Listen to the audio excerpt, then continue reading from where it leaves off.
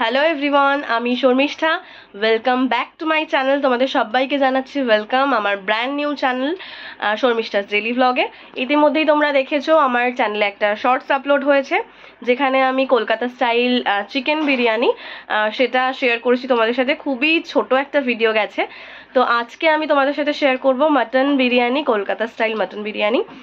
সেটা দেখার জন্য অবশ্যই যেটা করতে হবে, সঙ্গে থাকতে হবে, দেখতে থাকতে হবে। বিরিয়ানি বানানোর জন্য যে প্রথম দুটো কাজ আমি করেছিলাম সেটা হচ্ছে আদা রসুন লঙ্কা একসাথে বেটে নিয়েছিলাম, সাথে সাদা তেল গরম করে নিয়েছিলাম পেঁয়াজের বেরেস্তার জন্য। লাল করে ভেজে নেব হাই ফ্লেমে। ফ্লেমটা একদম হাই করা আছে। হাই ফ্লেমে আমি পেঁয়াজটাকে ভেজে নেব এইভাবে, লাল লাল করে সব পেঁয়াজটা ভেজে নেব। বিরিয়ানিতে আমি কোনো রকম বাইরের অ্যাডিশনাল বিরিয়ানি মশলা ইউজ করি না।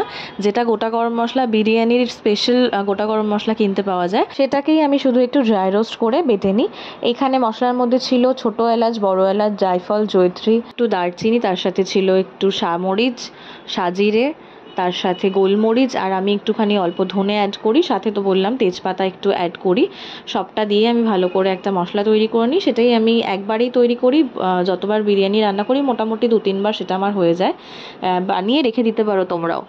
তারপর দেখো এখানে আমি ম্যারিনেশন করে নিয়েছিলাম। ম্যারিনেট করতে যেগুলো লাগছে সেগুলো তো তোমরা দেখতেই পাচ্ছ।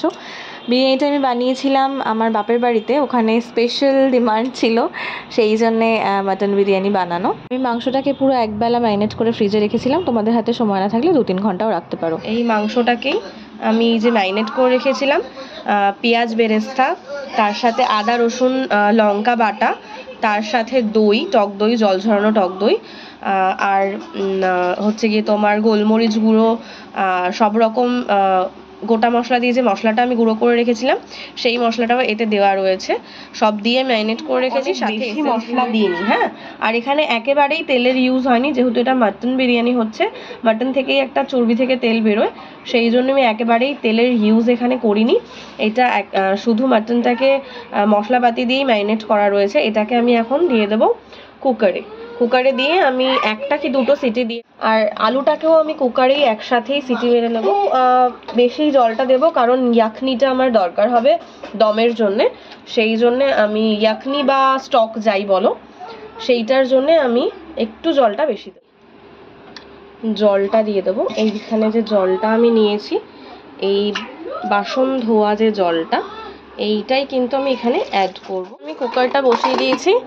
এইবার কুকারটা লাগিয়ে আমি জাস্ট 2টো সিটি দেবো। দেখো এখানে হাই ফ্লেমে খাইনি, এই আরেকটা সিটি পড়লো। এইবার আমি করে দেবো ফ্লেমটাকে অফ। ঠিক আছে, এইটাকে এরকমই দমে বসিয়ে রাখবো যতক্ষণ ওর হাওয়াটা না বেরিয়ে যায়। আমার মাটনের আলুটা কিন্তু একদম সুন্দর কুক হয়ে গেছে। এটাকে আমি বার করে স্টক আর আলু মাংস আলাদা করে নিয়েছিলাম। পরে আমি আলুটাকেও একটু হালকা ভেজে নিয়েছিলাম, তোমরা চাইলে অ্যাভয়েড করতে পারো। এরপর আমি আলু, স্টক আর মাংস মশলাপাতি দিয়ে একসাথে হাঁড়িতে বসিয়ে দিয়েছিলাম। মাটনটা এই পর্যায়ে এবার আস্তে আস্তে অল্প অল্প করে একটা একটা করে লেয়ার দেবো ভাতে।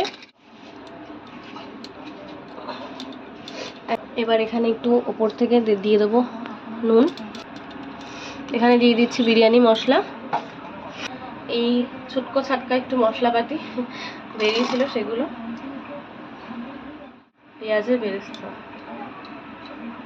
এক্ষেত্রে যেহেতু মাংসটা একদম নিচে আছে, সেই জন্যে প্রত্যেকটা লেয়ারে কিন্তু নুন মশলা দেওয়াটা ইম্পর্ট্যান্ট, তাই সেম প্রসেসটাই আমি আবার রিপিট করছিলাম। এরপর সব এসেন্সগুলো একটা বাটিতে নিয়ে সেখানে আমি একটু ফুড কালার মিশিয়ে ওপর দিয়ে ছড়িয়ে দিচ্ছিলাম।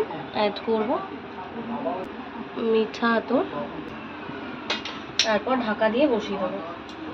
হ্যাঁ, এই ভিডিওটায় হয়তো তোমরা নতুনত্ব কোনো কলকাতা স্টাইল বিরিয়ানি দেখতে পাওনি, তবে আমি কিছু টিপস তোমাদের সাথে শেয়ার করতে চাই।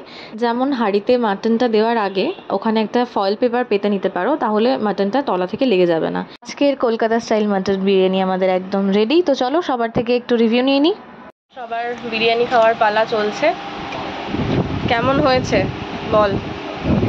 ভালো, সত্যি ভালো হয়েছে নাকি ঢপ মারছিস? এটা বাড়াবাড়ি। অসাধারণ হয়েছে মাটন বিরিয়ানি। কেমন হয়েছে বলো বাবা, কেমন হয়েছে? ভালো হয়েছে? একটা পনির দেওয়া আরো ভালো। আর মা যেহেতু একেবারেই মাংস খায় না, সেই জন্য হয়েছিল মায়ের জন্য পনির আর ডিম দিয়ে বিরিয়ানিটা যেমনই হোক, তবে সবার সাথে একসাথে বসে খেতে কিন্তু তার স্বাদ দ্বিগুণ হয়ে গিয়েছিল। তো যাই হোক, তোমাদের আজকের আমার ভিডিওটা কেমন লাগলো অবশ্যই জানিও, ভালো লাগলে একটু ভালোবাসা দিও। আমার আজকের রান্নাটা তোমাদের কেমন লাগলো, রেসিপিটা অবশ্যই কমেন্টে জানিও, বাড়িতে একবার ট্রাই করো।